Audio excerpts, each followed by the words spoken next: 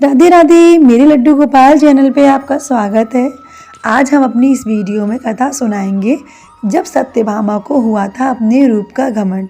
जी हाँ, सत्यभामा को भी अपने रूप का एक बार घमंड हुआ था।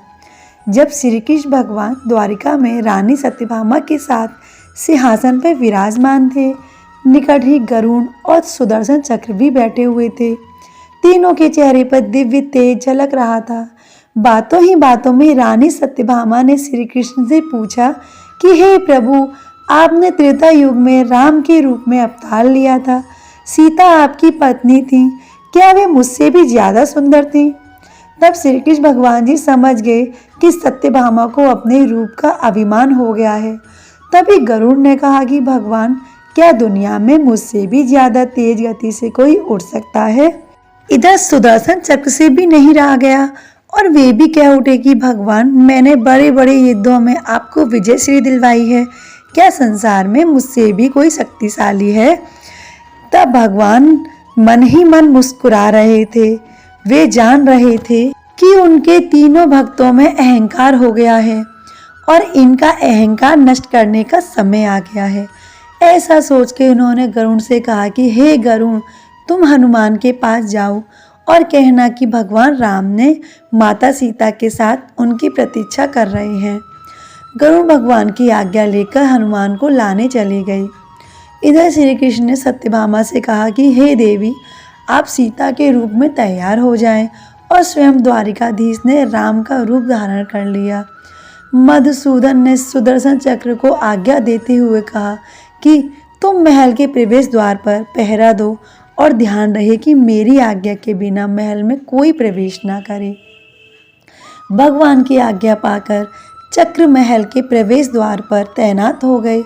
गरुड़ ने हनुमान के पास पहुंचकर कहा कि हे वानर श्रेष्ठ, भगवान राम माता सीता के साथ द्वारिका में आपसे मिलने के लिए प्रतीक्षा कर रहे हैं। आप मेरे साथ चलें, मैं आपको अपनी पीठ पर बिठाकर शीघ्र ही वहां ले जाऊंगा।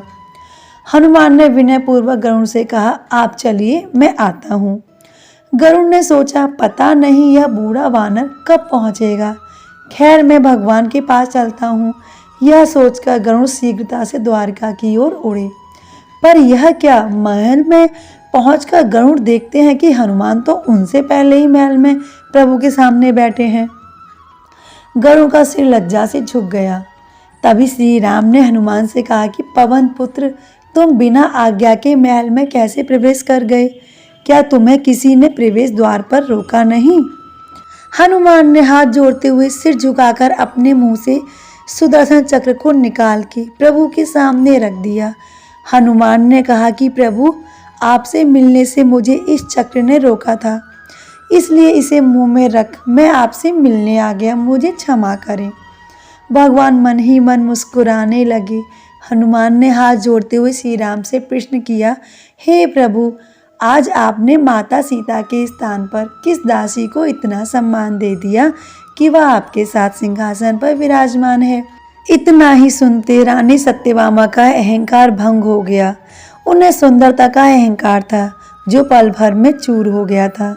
रानी सत्यभामा, सुदर्शन चक्र और गरुड़ जी तीनों का गर्व चूर चूर हो गया था। वे भगवान की लीला समझ रहे थे। तीनों की आंखों में आंसू बहने लगे और वे भगवान के चरणों में झुक गए। अद्भुत लीला है प्रभु की।